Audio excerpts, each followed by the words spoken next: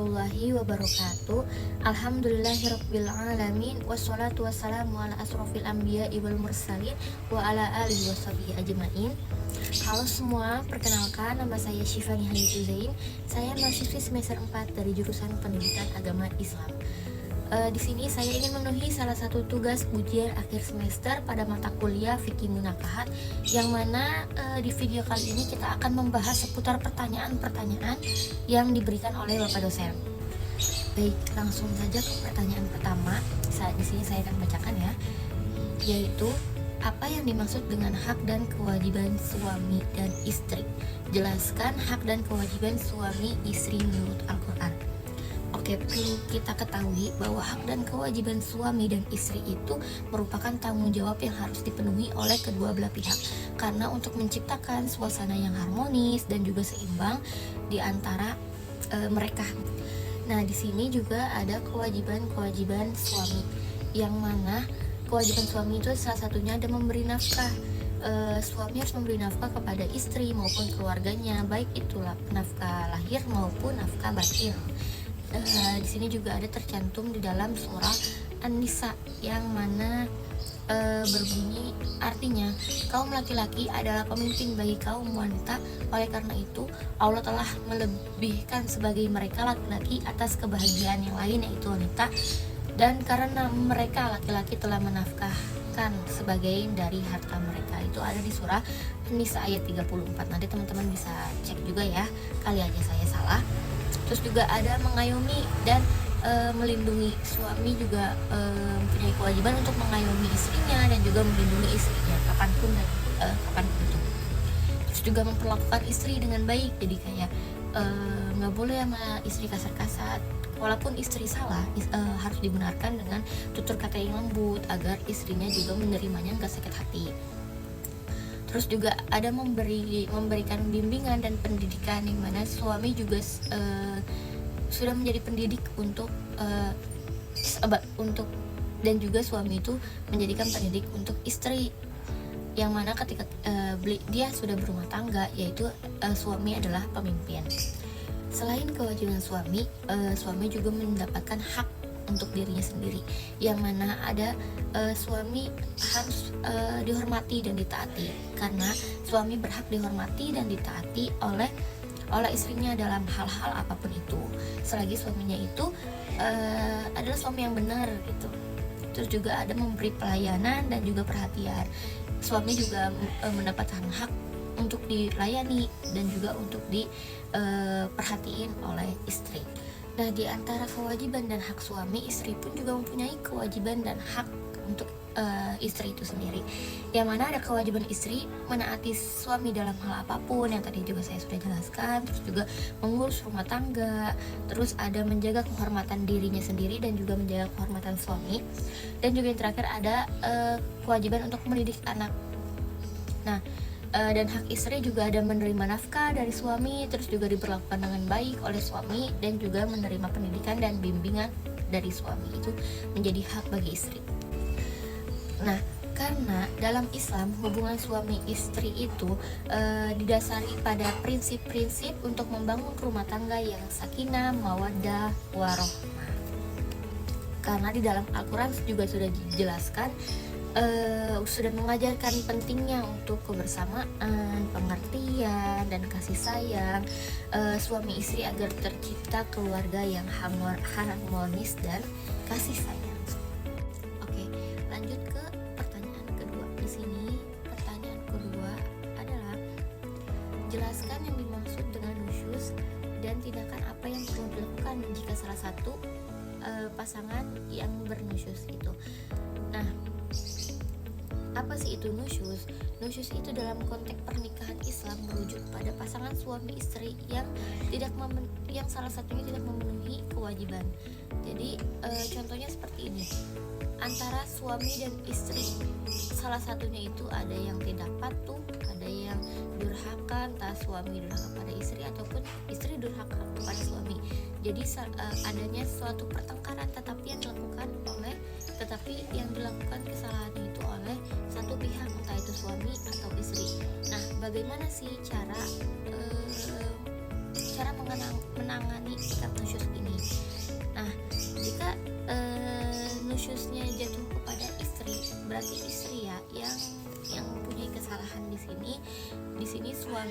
bisa memberi nasihat yang baik, yang benar kepada istrinya, menjelaskan kesalahannya, terus juga tindakan yang tegas, karena suami juga harus memiliki tindakan yang tegas tetapi tidak menyakiti gitu. Karena di sini juga ada di dalam Al-Qur'an surah An-Nisa ayat 34 yang mana bunyinya, wahai wanita-wanita yang kamu khawatirkan bernusyuz, maka nasihatilah mereka dan pisahkanlah mereka di tempat tidur mereka, dan pukullah mereka dengan pukulan yang tidak menyakitkan. Kemudian jika mereka menaati kamu, maka janganlah kamu mencari-cari jalan untuk menyusahkanlah. Jadi gitu, untuk menegur istri ya, dengan cara menasehati, terus juga memberi tindakan yang tegas.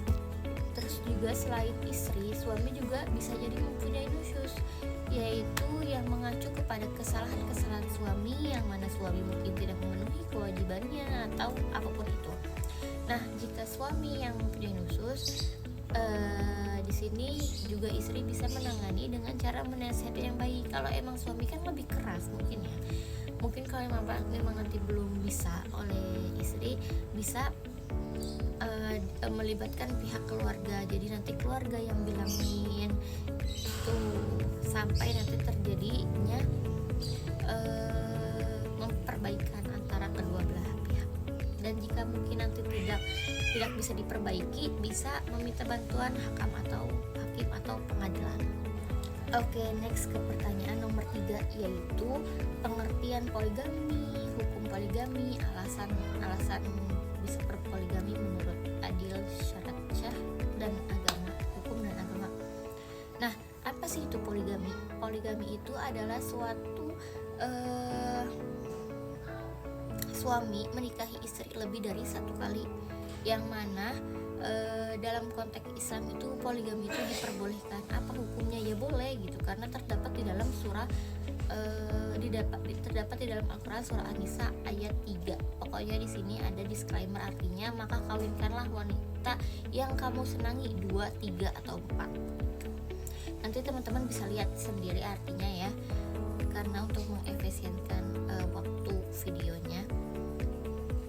Nah, dari ayat-ayat ini, hukum poligami dalam Islam itu mubah atau boleh, tetapi memenuhi dengan syarat-syarat tertentu. Nanti ada syarat-syaratnya juga. Terus kenapa sih terjadinya poligami? Terus mungkin bisa jadi ketidakmampuan istri dalam memberikan keturunan. Biasanya kan seperti itu ya. Jadi kayak suami juga butuh keturunan, akhirnya minta izin kepada istri yang pertama untuk berpoligami atau menikah lagi. Terus juga kesehatan istri, yang mana mungkin istrinya punya penyakit yang emang istrinya penyakit parah mungkin ya. Terus juga yang mana yang mengharuskan suami itu masih butuh lah kasih sayang yang emang sepenuhnya, perhatian dari istri, dan yang berakhir akan melakukan poligami. Terus juga ada ketidakpuasan dalam seksual, itu juga mungkin menjadi alasan suami untuk berpoligami. Nah, apa sih keadilan dalam berpoligami menurut syarat hukum dan agama? Nah, karena salah satu syarat yang paling penting dalam poligami itu adalah keadilan, yang mana syarat hukumnya itu keadilan dari materi, yang mana nggak boleh pilih kasih. Istri pertama harus lebih gede biaya nafkahnya, istri kedua udah dikit. Nah, semuanya itu harus adil sesuai kesepakatan bersama sebelum terjadinya poligami. Terus juga ada persetujuan istri. Jadi nggak boleh kalau misalnya suami itu menikah lagi poligami tapi nggak ada persetujuan istri, itu nanti bakal jadinya kayak nikah siri mungkin ya. Terus juga ada menurut syarat agama, yang mana keadilan emosional. Suami harus berusaha untuk menyikapi kasih sayangnya itu sama rata, jadi nggak boleh pilih kasih. Terus juga keadilan dalam giliran, misalnya kayak suami dari Senin sampai Rabu di istri pertama dan seterusnya dibagi-bagi, jadi kayak keadilan dalam gilirannya gitu. Untuk membagi waktu-waktu. Nah, terus juga keadilan spiritual yang mana suami harus berusaha untuk memberikan bimbingan yang baik agama kepada suami dan anak-anaknya mereka. Walaupun seadil-adilnya suami, tetapi juga Al-Quran mengingatkan bahwa keadilan absolut dalam hal apapun itu mungkin sulit terjadi ya. Walaupun kayak suami udah berlaku adil, tetapi di sini juga tercantum dalam surat An-Nisa ayat 129 yang mana artinya, dan kamu sekali-kali tidak dapat berlaku adil di antara istri-istrimu walaupun kamu sangat ingin melakukan itu.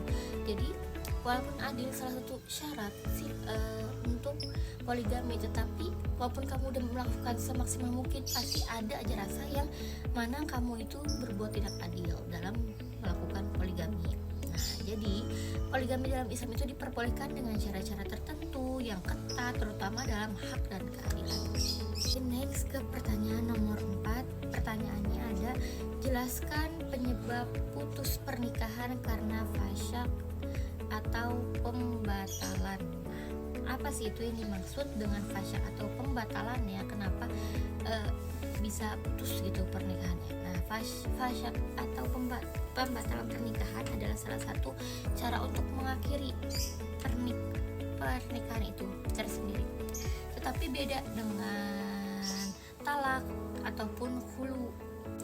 Nah, apa sih penyebab terjadi pembatalan pernikahan atau fasyak itu? Salah satunya yaitu adanya cacat fisik ataupun mental yang serius, yang mana jika salah satu pihak dalam pernikahan memiliki cacat fisik yang serius yang tidak diketahui oleh pihak lainnya, jadi itu kayak disembunyi, itu bisa jadi batalnya pernikahan. Terus juga penipuan atau kecurangan yang mana ada salah satu dari pihak mempelai wanita atau pria yang menyembunyikan identitasnya. Misalnya penipuan, kan ada pernah kasus ya, nikah ternyata penipuan jenis kelaminnya gitu, kayak identitasnya gitu. Itu bisa terjadi fasyak. Itu mungkin penyebab fasyak ya, atau gagalnya pernikahan.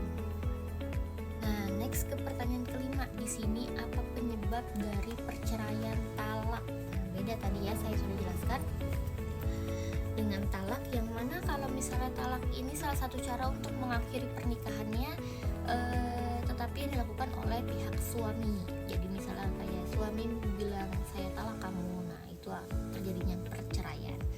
Talak merupakan hak yang diberikan kepada suami untuk menceraikan istrinya, namun harus dilakukan dengan syarat-syarat Islami. Nah, apa sih itu penyebab-penyebab yang biasa sering terjadi talak? Karena kan talak itu sudah tidak asing lagi ya di negara kita ataupun dimanapun itu terjadi perceraian seperti itu. Yang mana penyebabnya mungkin ketidakcocokan, mungkin terjadi berantem terus menerus yang udah tidak ada lagi interaksi antara keduanya, terus kayak udah nggak intens gitu, terus juga udah hilang respect lah. Itu bisa jadi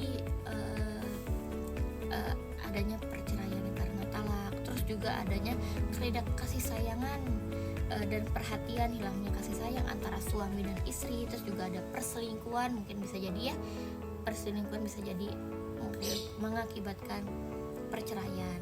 Terus juga ada masalah kesehatan yang mana ada di situ ada penyakit serius yang mungkin tidak diketahui gitu ya, disembunyikan sebelum pernikahan. Nah, itu bisa jadi nanti suami menolak istri karena tidak adanya kejujuran dalam pernikahan gitu. Terus juga ada yang terakhir, ada kekerasan dalam rumah tangga. Nah, ini juga kayak KDRT mungkin ya, udah nggak cocok, akhirnya ditalak karena ada suatu masalah yang mengakibatkan suami menolak istri. Pertanyaan selanjutnya yaitu pertanyaan 6, yang mana ada di sini pertanyaannya, jelaskan apa yang dimaksud dengan li'an, hukum li'an, dan kapan terjadinya li'an. Oke, bagus. Apa sih itu li'an? Nah, apa sih itu li'an? Li'an di sini adalah li'an dalam proses hukum Islam yang mana suami menuduh istrinya berbuat zina atau tidak mengakui anak yang dikandung istrinya, tetapi tidak mempunyai bukti, yang mana nanti keduanya akan bersumpah di keadilan untuk menguatkan kebenaran mereka. Nah, hukum li'an tersendiri itu sudah ada di dalam Al-Quran, khususnya dalam surah Nur ayat 6-9. Nanti mungkin teman-teman bisa membuka Qurannya sendiri ya. Nah, kapan sih terjadinya li'an? Li'an itu terjadi bisa dua faktor utama, yang mana ada perbuatan menuduh istri berbuat zina tanpa adanya 4 orang saksi atau tanpa adanya bukti yang menguatkan tuduhannya. Terus juga yang kedua ada penolakan anak, yang mana suami itu menolak anak untuk mengakui anak yang dilahirkan oleh istrinya tersebut karena beliau menuduh bahwa anak tersebut hasil dari orang lain. Nah, itu salah satu perbuatan li'an. Next ke pertanyaan nomor 7, yang mana di sini pertanyaannya apa yang dimaksud dengan fulu. Nah, fulu talak itu sama ya, mengakibatkan perceraian, tetapi kalau talak itu yang ini yang punya hak itu suami, dan kalau fulu ini perempuan, istri, yang mana perceraian dalam Islam yang diinisiasikan oleh istri dalam memberikan kompetensi atau tebusan kepada suami agar suami menyetujui pendapat istri. Jadi misalnya contohnya kayak istrinya mau bercerai, tetapi suami tetap mempunyai kesalahan yang besar, tetapi istrinya kekeh mau bercerai. Suaminya juga nggak mau talak, tetapi bisa jadi istri memberikan tebusan yang akhirnya mengakibatkan suami itu mengiyakan kemauan istri. Itu yang dimaksud dengan fulu menurut pendapat saya, tangkapan yang saya baca menurut pendapat yang saya search. Oke, next ke pertanyaan nomor 8. Apa sih yang dimaksud dengan zihar? Nah, zihar itu adalah istilah dalam hukum Islam yang mengacu pada perilaku suami yang tidak menyenangkan di hati istri. Karena kenapa? Suami itu mengaku istrinya sebagian dari keluarga mahramnya, yaitu entah itu ibu ataupun adik.